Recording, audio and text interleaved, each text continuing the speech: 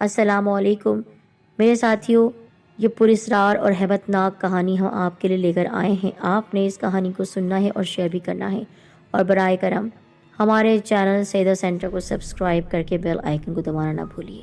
امی، یہ دیکھیں مجھے کیا ملا! زویا خوشی سے چلاتی ہوئی اپنی امی کی جانب آ رہی تھی۔ اس نے ہاتھ میں ایک گڑیا پکڑی ہوئی تھی۔ دیکھنے میں وہ گڑیا کافی خوبصورت تھی۔ اس کے سنہرے بال، گورا رنگ اس کی خوبصورتی کو چار چاند لگا رہے تھے۔ بیٹا، یہ آپ کو کہاں سے ملی؟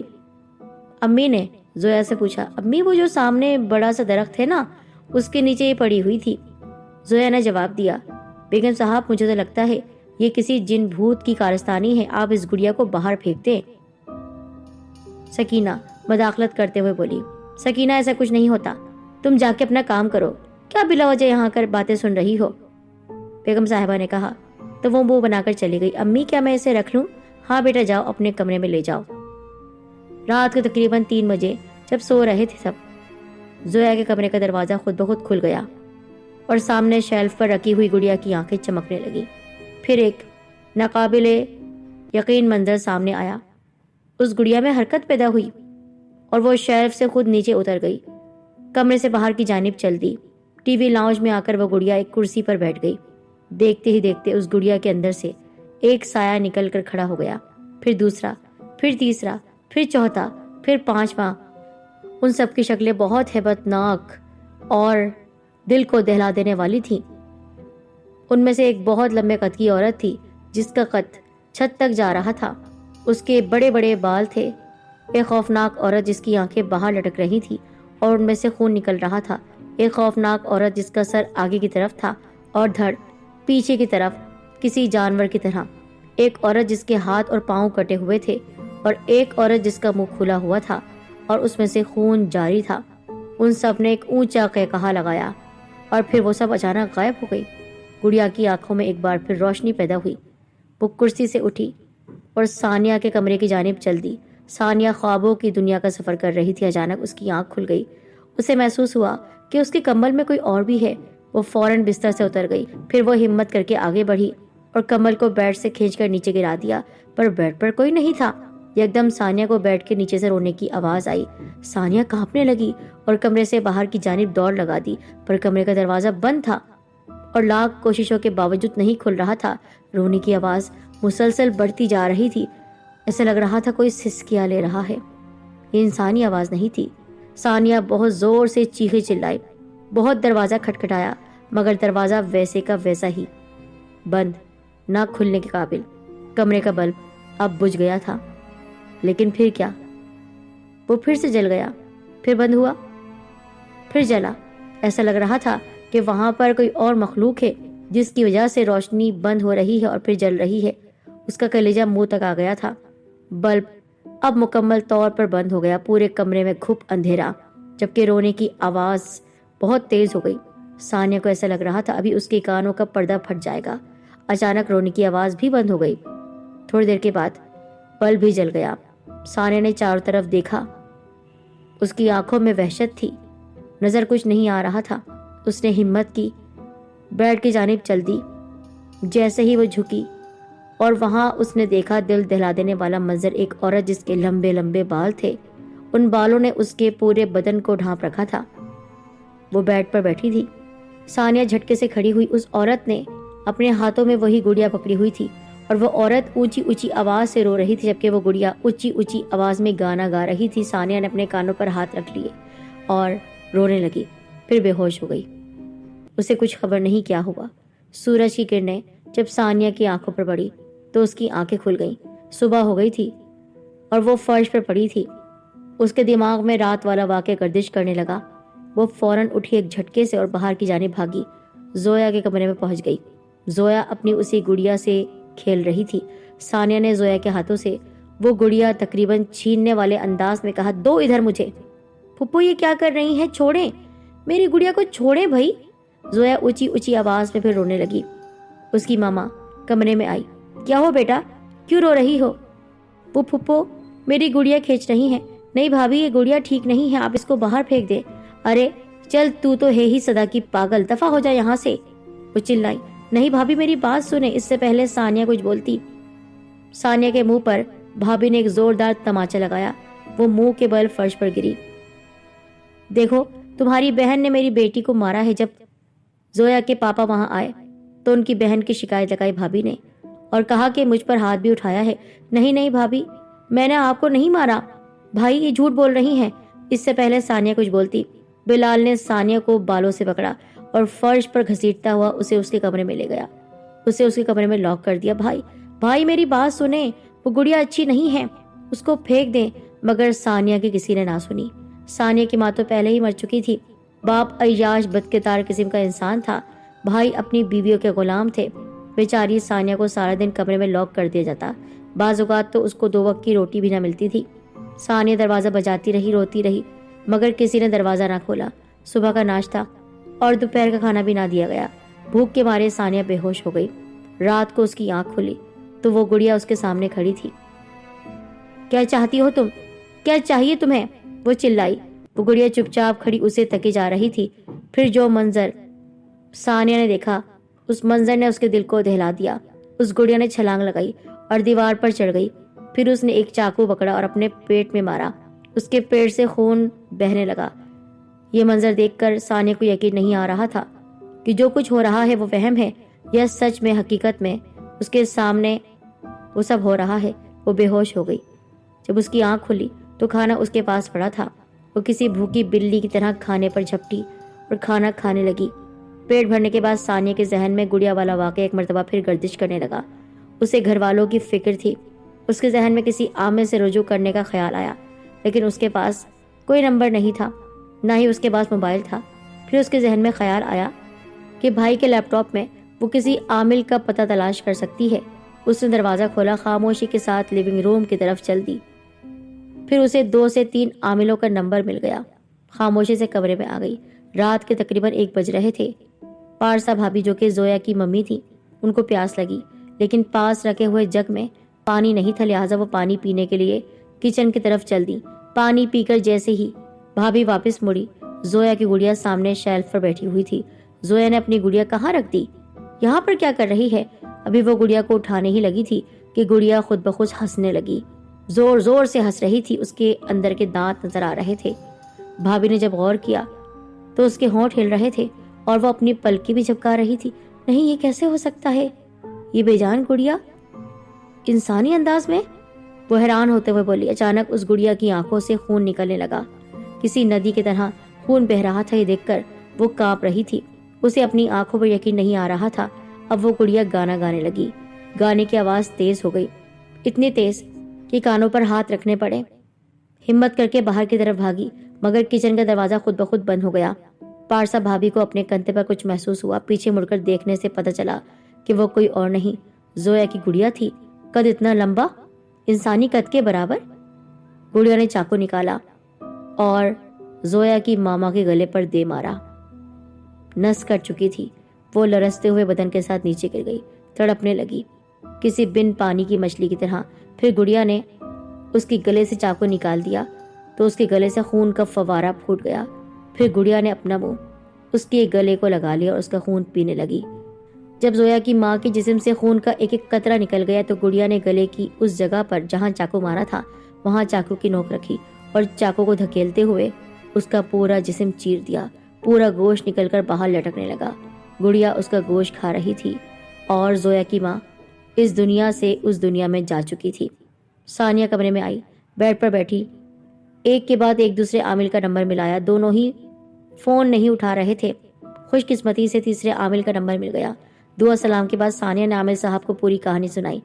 اس نے کہا کہ وہ گڑیا سب کی جان لے سکتی ہے، لیکن ایک حیرانگی کی بات ہے، وہ تمہیں کچھ کہہ نہیں رہی، بس ذہنی اذیت دے رہی ہے، جس سے ثابت ہوا کہ وہ تمہاری خیر خواہ تو نہیں، پر وہ تمہیں نقصان بھی نہیں پہنچا رہی. اس کے پیچھے کوئی بہت بڑی وجہ ہے. دوسرا یہ کہ تمہارے گھر والوں کو اس سے زیادہ خطرہ ہے. تم نماز کی پابندی کرو، میں جلد تمہارے گھر آنے کی کوشش کرتا ہوں، کہہ کر عامل صاحب نے فون بند کر دیا. کچھ دیر کے بعد ثانیہ کے کمرے میں مسز مزمل داخل ہوئی، جو کہ دوسرے بھائی کی بیوی تھی. کیا چرا کر بھاگی تھی؟ بھابھی نے ثانیہ سے پوچھا. نہیں بھابھی، کچھ نہیں، وہ بس چوری کر رہی تھی نا. بتا کمرے میں کیوں آئی تھی؟ کیا اٹھایا ہے، کیا لیا ہے اپنے بھائی کا؟ تجھے میں ویسے ہی برداشت نہیں کر سکتی، اب دیکھ تیرے ساتھ کیا کرتی ہوں میں۔ بھابھی نے کمرے کا دروازہ بند کر دیا اور پاس رکھا ڈنڈا اٹھایا، ثانیہ کو مارنے لگی۔ ثانیہ بیچاری مسلسل رحم کی بھیک مانگ رہی تھی، ہاتھ جوڑ رہی تھی، لیکن بھابھی نے ایک نہ سنی۔ ثانیہ کو مارنے کے بعد بھابھی کمرے سے چلی گئی اور ثانیہ بیچاری درد کے مارے اٹھ بھی نہیں پا رہی تھی، فرش پر لیٹی کرا رہی تھی۔ تقریباً 2 گھنٹے کے بعد رضیہ ثانیہ کے لیے کھانا لے کر آئی تو ثانیہ کو فرش پر لیٹے دیکھا۔ ثانیہ کی آنکھیں بند تھیں۔ بی بی جی کھانا کھا لیجیے۔ کھانا؟ ہاں۔ کیا ہوا ہے آپ کو؟ رضیہ نے ثانیہ کے منہ پر پانی کے چھینٹے مارے تو ثانیہ نے اپنی آنکھیں کھول دی۔ بی بی جی کیا ہوا تھا آپ کو؟ وہ ذرا چکر آ گئے تھے۔ بی بی جی میں جانتی ہوں کہ بڑی بی بی نے آپ کو مارا ہے نا، میں نے ان کو آپ کے کمرے سے نکلتے دیکھا تھا اور ان کے ہاتھ میں موٹا سا ڈنڈا تھا، اس پر خون بھی لگا ہوا تھا۔ چھوڑو ان باتوں کو، تم نے زویا کے پاس وہ گڑیا دیکھی؟ جی میں نے دیکھی، پر وہ مجھے گڑیا کوئی عام گڑیا نہیں لگتی۔ تم نے صحیح بولا، وہ کوئی عام گڑیا نہیں، وہ جناتی گڑیا ہے جو گھر میں موجود سب لوگوں کو مارنا چاہتی ہے، پر کوئی بھی میری بات پر یقین نہیں کرتا۔ مجھے آپ کی بات پر یقین ہے، آپ روٹی کھانے میں چلتی ہوں۔ ثانیہ کھانا کھانے لگی۔ صبح کے 9 بجے گھر کی گھنٹی بجی۔ ایک عامل صاحب گھر میں تشریف لائے۔ جی کون؟ میں احمد ہوں، مجھے ثانیہ بیٹی نے بلایا ہے۔ غالباً آپ کے گھر میں جناتی طاقتوں کا راج ہے، شیطانی طاقتیں۔ 1 منٹ رکیں۔ گارڈ ادھر آؤ، مزمل چلایا، اسے دھکے دے کر گھر سے نکالو۔ اس کو اندر کیوں آنے دیا؟ صاحب میری بات تو سنیں، آپ بہت بڑی مشکل میں ہیں۔ ارے چل بہت دیکھے ہیں تجھ سے۔ مزمل نے سخت اور گستاخانہ لہجے میں عامل صاحب سے بات کی۔ گارڈ نے احمد کو دھکے دے کر نکال دیا۔ رضیہ ثانیہ کو بلاؤ، ابھی بلاؤ، مزمل چیخا۔ جی صاحب بلاتی ہوں۔ رضیہ بھاگتی ہوئی ثانیہ کو لے کر سب گھر والوں کے پاس آئی، سوائے پارسا کے، یعنی زویا کی ماں کے۔ وہ نہیں تھی، باقی سب لوگ وہاں موجود تھے۔ بتا کون تھا وہ؟ بدکار بتا کون تھا؟ تیرا یار تھا نا، عامل بن کے آیا تھا یہاں پر۔ بتا تو نے اس کے ساتھ کس طرح کا تعلق بنایا ہوا ہے؟ وہ عامل ہی ہے، ہمارے گھر میں گڑیا ہے، اس کے اندر شیطانی طاقت ہے۔ آپ لوگ یقین کیوں نہیں کر رہے؟ جبھی تو وہ عامل یہاں آیا تھا۔ وہ عامل اتنا جوان، اتنا ہٹا کٹا، دیکھ کر ہی لگ رہا تھا وہ تیرا عاشق ہے۔ اپنے یار کو یہاں پر عامل بنا کر بلوایا تاکہ ہم اس سے ملیں۔ بدبخت تو اتنا بگڑ چکی ہے، آپ کو یقین نہیں آ رہا تو رضیہ سے پوچھ لیں، وہ گڑیا شیطانی گڑیا ہے۔ رضیہ کو بلوایا گیا اور اس نے جھوٹ بول دیا۔ نہیں مجھے کچھ نہیں پتا، وہ تو یہ ثانیہ بی بی کہہ رہی تھی تو میں نے ہاں میں ہاں ملا دی۔ اس کے بعد بھائی نے خوب پیٹا اسے۔ پاکیزہ بھابھی اور سنم پیچھے کھڑی ہنس رہی تھی۔ وہاں پر پارسا بھابھی نہیں تھی، یعنی زویا کی ماں۔ اس کے ساتھ کیا ہوا کسی کو نہیں معلوم، پر بیچاری ثانیہ کسی لاچار بےکس جانور کی طرح مار کھاتی رہی۔ آنٹی آپ نے ماما کو کہیں دیکھا ہے؟ زویا روتے ہوئے بولی۔ نہیں بیٹا میں نے نہیں دیکھا، ماما مجھے نہیں مل رہی۔ اچھا بیٹا میں دیکھتی ہوں، آپ رو نہیں۔ گھنٹے تک پورا گھر، تمام نوکر جا کر پارسا کو ڈھونڈ رہے تھے۔ بلال بھی گھر آ گیا۔ اچانک چیخ کی آواز آئی۔ یہ تو زویا کی آواز ہے، بلال بولا۔ سب نے زویا کے کمرے کی جانب دوڑ لگا دی۔ زویا اندر کھڑی تھر تھر کانپ رہی تھی۔ اس نے بیڈ کے نیچے اشارہ کیا۔ بلال نے جب بیڈ کے نیچے دیکھا وہ کوئی اور نہیں پارسا تھی۔ عامر نے اس کو باہر نکالا۔ ایسا لگ رہا تھا جیسے کسی جانور نے چیر پھاڑ کر پورے جسم کو ادھیڑ دیا ہو۔ پارسا کی بہت بری حالت تھی، دیکھا بھی نہیں جا رہا تھا۔ زویا تو بے ہوش ہو گئی۔ بلال یہ دیکھ کر دنگ رہ گیا۔ ہو نہ ہو یہ کام اسی بدکار ثانیہ کا ہے، سنم بولی۔ یہ سنتے ہی بلال ثانیہ کے کمرے کی جانب بھاگا۔ میری بیوی کو کیوں مارا تو نے؟ اور ایسی بری حالت بتا کیوں مارا؟ وہ بہن کے بال کھینچ رہا تھا۔ نہیں بھائی، بھابھی کو میں کیوں ماروں گی؟ مجھے پتا تھا آپ لوگ نہیں مانیں گے، اسی نے مارا ہے۔ پولیس کو بلاؤ، پولیس کو، یہ اس طرح نہیں مانے گی، اس نے میری بیوی کو قتل کر دیا ہے، قاتل قرار دے دیا گیا۔ مزمل نے ثانیہ کی طرف اشارہ کیا۔ چلو لگاؤ اس کو ہتھکڑیاں، انسپیکٹر شاہد نے کہا۔ پولیس نے ثانیہ کو ہتھکڑیاں لگائی۔ میں نہیں جاؤں گی، میں قاتل نہیں ہوں، مجھے بچا لیں بھائی، مجھے بچا لیں، وہ سب کو مار دے گی، سب کو۔ کسی نے اس کی نہیں سنی۔ زویا کی گڑیا کو ایک خوفناک عورت نے، جس کا منہ خون سے بھرا ہوا تھا، اپنی گود میں لے کر رکھا ہوا تھا۔ گڑیا کی آنکھوں سے خون نکل رہا تھا۔ جس کرسی پر وہ گڑیا بیٹھی تھی وہ تیز تیز ہلنے لگی۔ ٹی وی لاؤنج میں لگا فانوس نیچے گر گیا۔ فہد جو کمرے میں لیٹا تھا، اس کا منہ اس فانوس کی وجہ سے کچل گیا تھا۔ अभी सब खड़े सानिया का तमाशा देख रहे थे कि टीवी लाउंज में लगा फानूस अपने आप हिलने लगा और धड़ाम से फर्श पर गिर गया। सब अचानक पीछे हो गए। फानूस के नीचे से खून खुद ब खुद बहने लगा। ये देखकर सब हैरान परेशान थे। कहीं सानिया सच तो नहीं कह रही कि घर में शैतानी कुव्वतों का डेरा है। भाभी के जहन में सोच आई, नहीं नहीं, सानिया झूठी है। उसने ख्याल को झटक दिया। अचानक मुजम्मिल के फोन पर घंटी बजी। अस्सलाम वालेकुम जी। फोन पर किसी अजनबी की आवाज थी।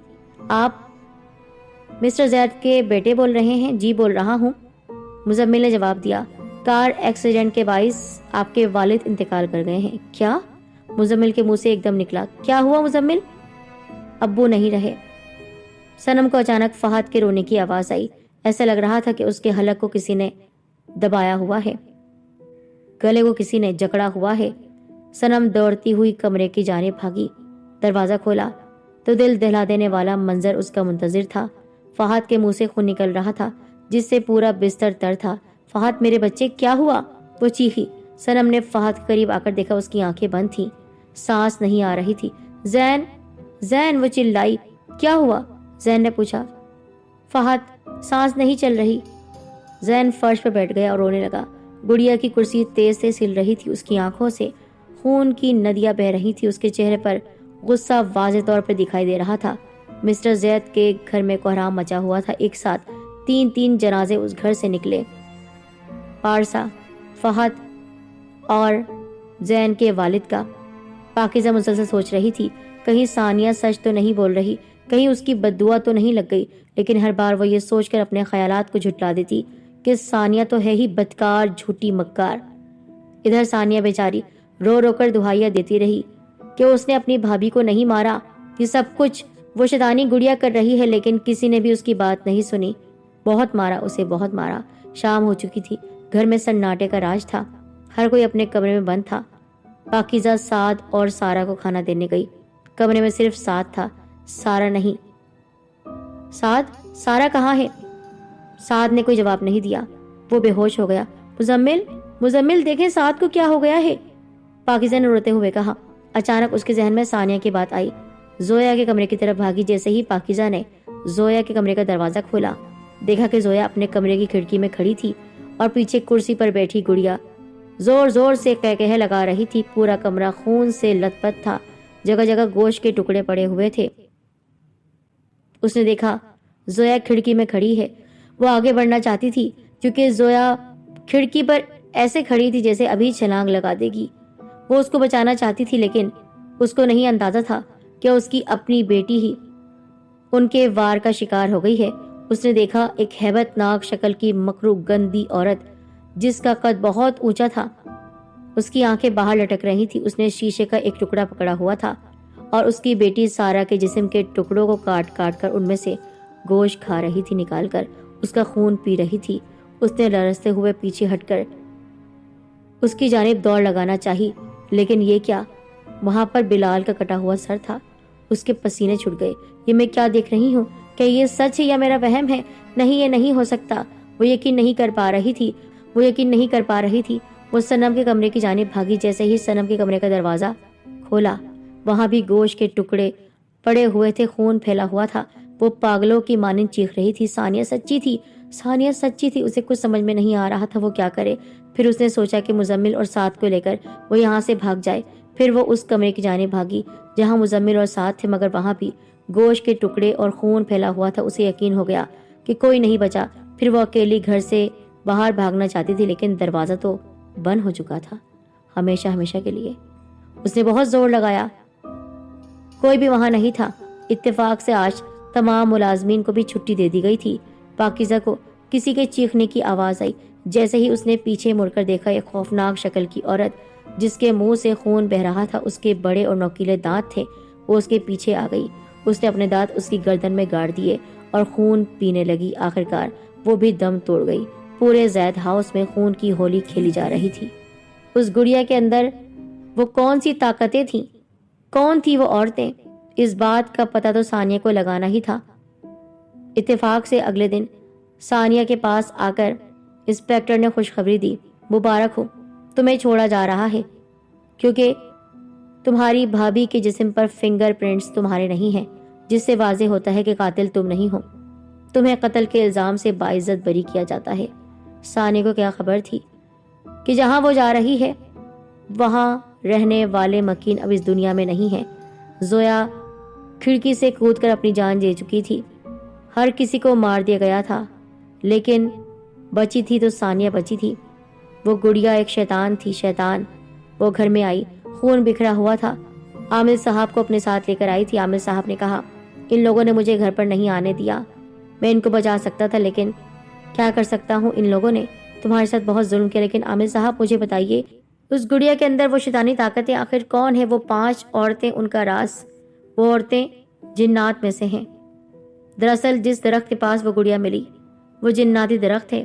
وہاں پر جنات کا پورا قبیلہ ہے اور وہ غیر مسلم ہیں، مسلمان نہیں۔ تبھی وہ عورتیں تمہارے گھر میں آئیں اور خون کی ہولی کھیلی گئی۔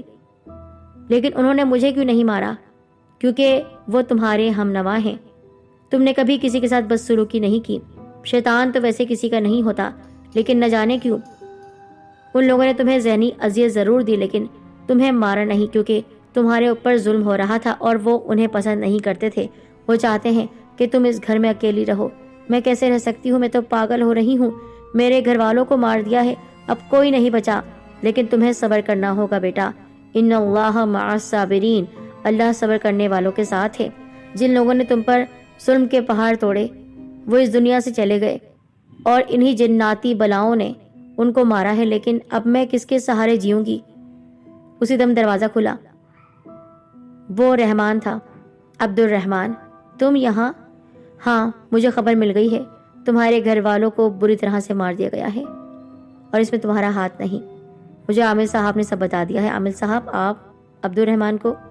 دراصل عبد الرحمان تمہارا کزن میرا بہت اچھا دوست ہے۔ جب میں نے اس سے ذکر کیا کہ یہ گھر جہاں پر ثانیہ پر ظلم ہو رہا ہے، یہاں کے مکین شیطانی گڑیا کے شکنجے میں ہے، لیکن ہم نے آنے میں بہت دیر کر دی۔ ثانیہ اب کچھ نہیں ہو سکتا۔ اب وہ گڑیا، اس کا کیا کرنا ہے؟ اسے میں اپنے ساتھ لے کر جا رہا ہوں، کیونکہ اس کا یہاں پر رہنا تمہارے لیے خطرے سے خالی نہیں، اور وہ جناتی خاندان، اس کے لیے مجھے یہاں پر عمل کرنا ہوگا۔ اور پھر احمد نے پورا عمل کیا۔ 3 دن کا عمل جاری رہا۔ وہ شیطانی قوتیں ثانیہ کو بھی تنگ کرتی رہیں اور عبد الرحمان پر بھی حملہ ہوا، لیکن چونکہ وہ نیک تھے، ان کے دل صاف تھے، تو ان کا کوئی اثر نہ ہوا۔ اور پھر آخرکار وہاں سے وہ نحوست بھی دور ہو گئی۔ وہاں کے مکین تو پہلے ہی دنیا سے جا چکے تھے۔ پھر عبد الرحمان نے ثانیہ سے شادی کر لی اور اس گھر میں آ کر آباد ہو گیا۔